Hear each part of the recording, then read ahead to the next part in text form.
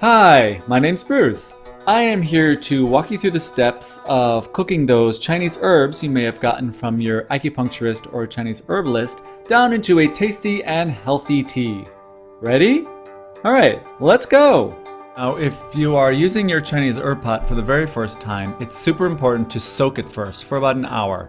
You do this because otherwise it is likely to crack once you put it on your stove with cold water and herbs, and that makes a huge mess. I found the best way to do this is just to stick it in the sink, fill up the sink with water until it's covered, let it sit for an hour or so, and then just dry it off and you're ready to go. When you are looking at your instruction sheet, here's a little tip. Instead of starting at the top like we'd like to, look at the bottom of each little box and see how many cups of tea you want to boil your tea down into. In our case, it's 2 and 2. So grab your cup measure. Our first one was 2, so let's fill it up with 2 cups of water. Then we're going to pour this into the empty pot. And this is just to get sort of a visual idea of what 2 cups might look like. It's hard to see, especially on the video camera, but if you turn it around to where the spout is, there's a little hole, which you can sort of see the water level and gauge the distance from there. So now we get to start. Let us empty 1 bag of herbs into the pot and add 5 cups of water. Here's the herbs. Here's the fun part. Put them on in, and you want to make sure you get all the herbs in there. Some of them are really small, so make sure that's definitely empty. Sure is. Look and see what you got this time. Looks pretty basic. And pour in your water. I only have a 4-cup measurer, so we're going to start with 4 cups and then add 1 more at the end. I like to take a little spoon and sort of stir them around to make sure that anything floating on the top is really underneath. And then we're going to let this sit and soak for about 30 minutes. This helps to soften up the herbs and get them in a better mode for transmitting all their goodness to us. Half an hour later, you can see they've gotten kind of soaked up and soft looking. We are going to turn on the flame. With these pots, it's often better to use a gas flame. If you're using an electric burner, you might want to not put it on high, but start at medium, because sometimes the electric burners can crack these pots. Put the top on, and we see that we brought it to a nice rolling boil. This helps to break down the cell walls quickly, but once you do that, you can bring it down to medium-low and let them just simmer gently until they have gotten down. So if you look now, you can see that's just a nice simmer. The steam is barely coming out. Even when you open it, it looks like it's a full rolling boil, but it's perfect. Just let this sit and boil down.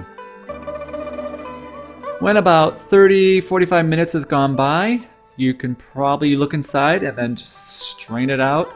I like to strain mine into my cup measure so I can see roughly how close I was.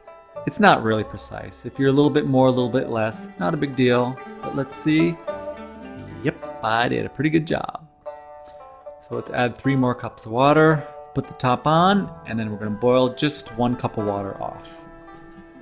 And when we're done, pour this into our cup measure and you add this to the first strained decoction. This time you can tell I had a little bit extra, but again, it's not a big deal. This isn't a super precise method. And there you go. There's your herbal tea. I have found that it's helpful when you have your tea to put it into a sealable type jar. This is because these Chinese teas can sometimes be a little bit fragrant, and that's not really the kind of smell that you want transferring to any food in your refrigerator or vice versa. So putting it in a resealable jar really helps. Wait, did someone say Chinese herbs can be kind of fragrant? Oh my god, what is that smell? Ew! Yeah, so any housemates or family members might not really appreciate you stinking up the house with your herbs. If that's the case, one good method is just to bring it outside.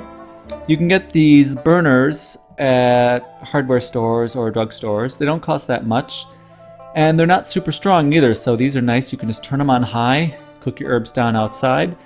Maybe your neighbors might hate you, but your family or your housemates won't, which is good. So if you don't want to buy one of those Chinese pots and you happen to have a non-metal container at home, such as this Visions cookware pot that I have, those work great too. The method is really similar. They don't always fit perfectly, so you can see I didn't get the whole 5 cups in. This is a small pot. So what I would do, fill it up as much as you can and just boil it down. You know, you get the proportions the same. So if it was 5 to 3, kind of go from 3 to, I don't know, 1.75 or 2. Be sure you do 2 boilings before, just like the other one. Turn on the heat. You're gonna boil it down. Careful that you don't make a mess like I did because it leaked out. And yeah, you can see it's boiling pretty good. You still want to do 2 boilings. This is my second boiling. I can see how much it's boiled down. I'm going to add this to the first one. I could use a strainer, but I don't always because sometimes I get lazy, and that's fine. If you get some of the herbs in your tea and you happen to drink them, it's not the end of the world. It's basically, people think it's gross, but whatever works for you. And there you have your second batch of tea. Now what to do with the dregs? You can put it on the sink. Oh no, that's not good. That's wasteful. So some people maybe just would want to throw them out into the garbage can. No. The best place to put your used herbs is into your compost bin. They are organic material and this helps reduce our landfill usage. Good for everyone. Now, if you're not going to be around to monitor the cooking of your herbs, which admittedly may take 1 to 2 hours, I like to use the crockpot method. This is very similar to the other method in that you start off by putting in your herbs. Now remember our instruction sheet, how at the bottom it had special instructions telling you to add ginger or little white packets or whatever. So you want to remember to do that at the very beginning. So here I'm adding some green onions and a little bit of ginger. Sometimes we've already pre-sliced the ginger and wrapped it in plastic wrap and put it in your bag. Before you put that in, be sure to take the ginger out of the plastic wrap. And then instead of measuring out 5 cups of water and whatever, with the crockpot method, you can just fill the crockpot to the top with water and put on the top, plug it into the wall, and turn it on. The soaking will happen automatically because the crockpot heats really slowly. Here I'm showing you how it's kind of dry.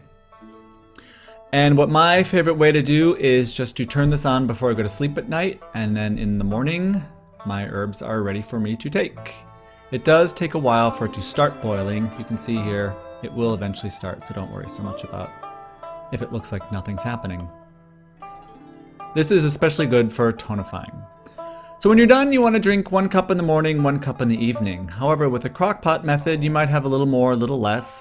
All you need to do is get the proportions right, split it into 4. Here I'm going to take my ½ cup measure, which you can do if you boil it down more, but whatever, this is just to show you. And scoop it out and take a sip. Mmm, delicious. Ugh, granted, the herbs don't always taste great, but they are good for you. Well, thanks for watching our step-by-step instruction on how to decoct your Chinese herbs. If you have any other questions or you'd like to make an appointment, just call us at our clinic at 415-282-9603. Thanks so much.